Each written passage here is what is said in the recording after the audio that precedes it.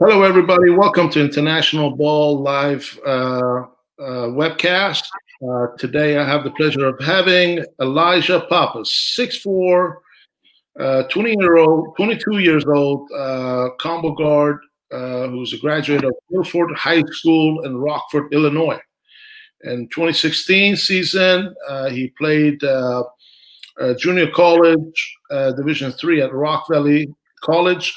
He appeared in 29 games, making 26 starts while averaging 29 minutes per game. He averaged 12 points, 5 rebounds, 3 assists per game, while chipping away about 2 steals per contest. He shot 41% from the field and 35% from the three, and about 65% from the charity stripe. He's named the first team All Conference. In 2018, he appeared 31 games, making 24 starts, playing about 25 minutes per game, averaging 7.4 rebounds and 2 assists, while shooting 37% from the field and 31% uh, uh, 31% from the 3-point percentage and 83% from the free throw line. And of course, just before COVID-19, in 2019-20, he appeared 14 games for the Lancers, averaged 7 points, 4 rebounds, and he shot 43% from the field and about 26% from the three-point line. He's had some great games. One of his season high game was 17 points that he scored and 10 rebounds at Briar Cliff. Elijah, good to have you here, man. Welcome to International Ball. How are you? Hope all is well and safe with you and your family. Yes, sir. I'm doing good. Thanks for asking. Well, tell me a little bit about yourself. I understand you're from Rockford, Illinois. I mean, you've started your journey. You're in a fifth year senior, tell us a little bit about your journey, man. I started in a junior college. Didn't put up the numbers I really needed to in high school to go to a university. Um, Junior college was tough for me at the beginning. I didn't think I was going to play much. I kind of had to work for it. Long nights in the gym, just sticking to it, going to talk to my coaches to see what I could do. And at that point, my freshman year of college, I was more of a defensive guy. That's how I got on the court, was my energy and playing defense, and kind of just being a glue guy for our team. And that gave me more minutes, more opportunities. So I got to evolve my game more and, see myself on the floor with older guys, tougher guys that were bigger and stronger than me. I think that kind of developed my game early in college, and I kind of evolved with it, kept sticking to it. Now I can do more than play defense. I'm kind of a guy that our team looks for to get a bucket. I think that I'm a good leader on the court as far as, just bringing that energy, being an everyday guy for our squad. I think that's a big part of me, and a part of my game is being able to talk to guys, being able to work through things, and be an ultimate leader on the court. That's awesome. I mean, it really pleases me to hear that, you started off being a defensive player first. And now you've evolved to becoming a scorer, and your team is looking when they need scoring, they're looking to you. How was that transition initially? Why was it defense first for you?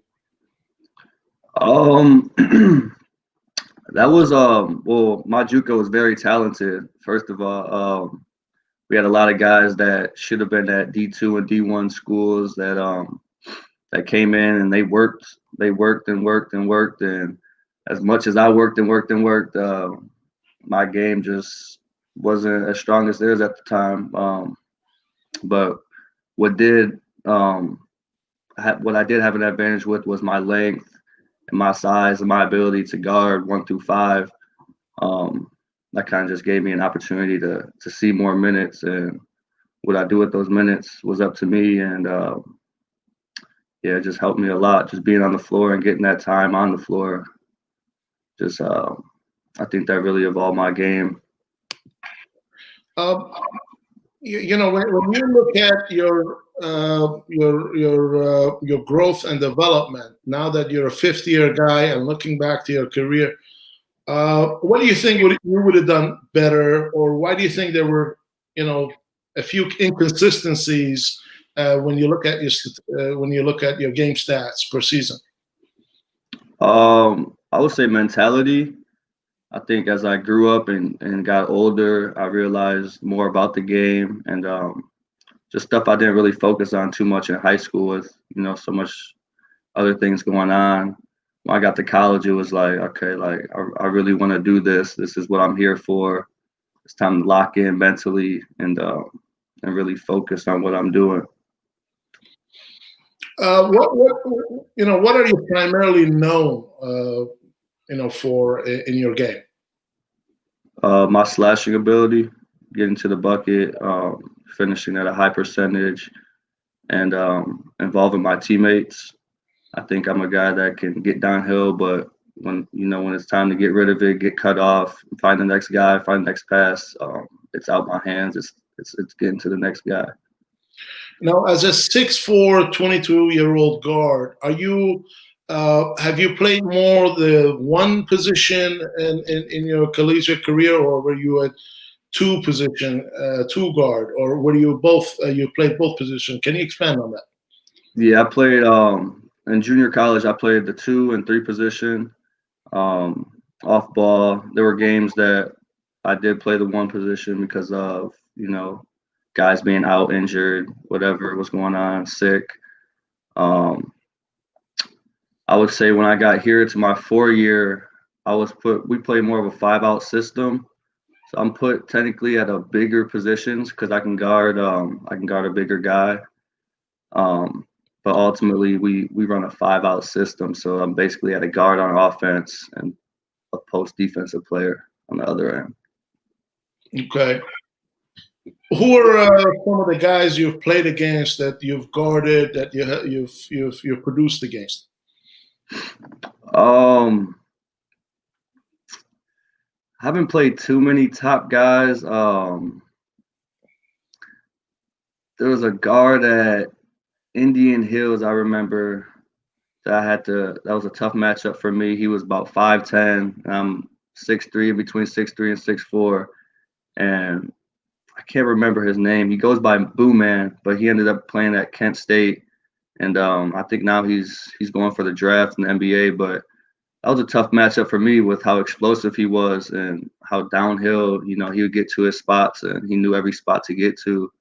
And I think that was one of the tougher guys I had to guard. What are some of the elements in your game that you feel that you need to get better or improve on? Definitely physicality.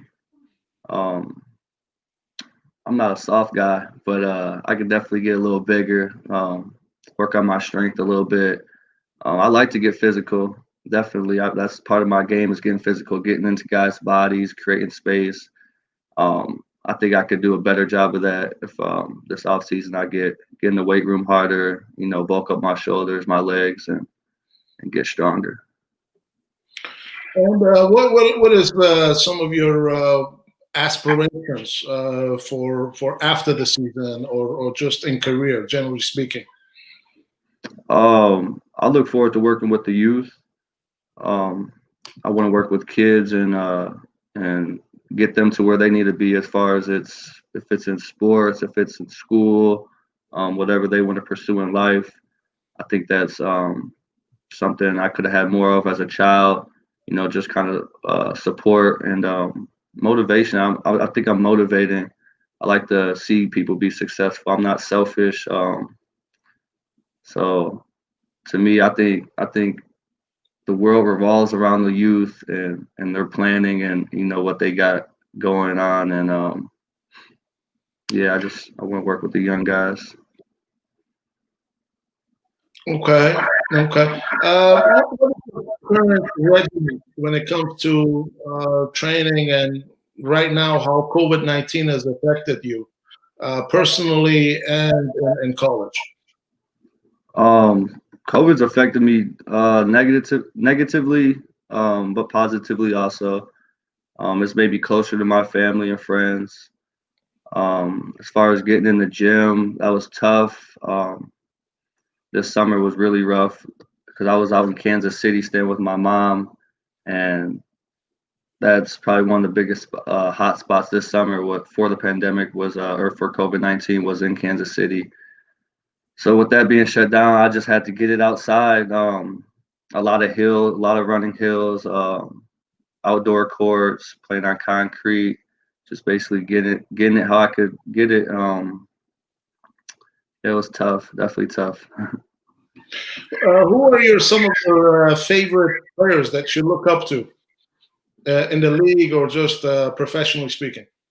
I see the Um, Kobe Bryant picture behind you. yeah, you see Kobe behind. That's probably my favorite basketball player ever. Just with the mentality and drive that he had for the game and the work that he put in. Some guys I look up to right now: Bradley Beal, ooh, Kemba Walker. I love Kemba Walker. I like Fred VanVleet personally because he's from my city and he's a small guy, and I've seen I've seen him personally get it in and what he can do and provide. Um, yeah, Yes, of course. Well, I mean, being from Toronto, man, I've personally had the pleasure to watch the man help us win an NBA championship after 25 years. So right. That's exciting. it's very exciting, a tremendous game that he's had, and obviously a great player, even a better person to model for you to model your game after. But moving on, what are some of the plans you have for after college? What you want to do? Yeah. First off, I want to go back to my hometown and just be a supporter, a helper. I'm not so much about the profit as far as my work. I want to play overseas and play at the highest level of basketball I can. But as far as my work life, I think I want to be a helper ultimately, nonprofit. That's kind of what I do out here at school right now. I work at a homeless shelter 3 days a week, and that kind of just keeps me going. It kind of reminds me of home a little bit because there's a lot of struggle back at home and a lot of things going on. And out here at school, it's a small community. Not too much is going on.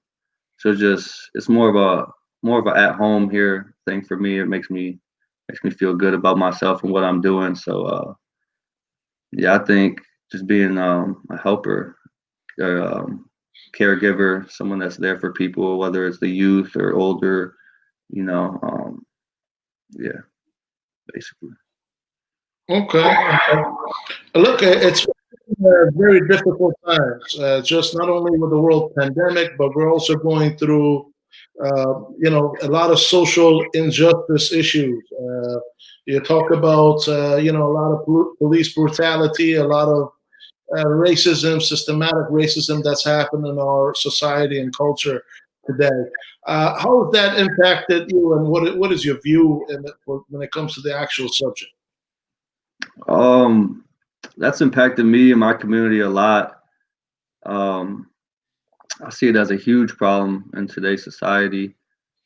Police brutality amongst Black people is very hard to speak upon, and we only see so much of it. There's so many things that we can't see, and behind closed doors.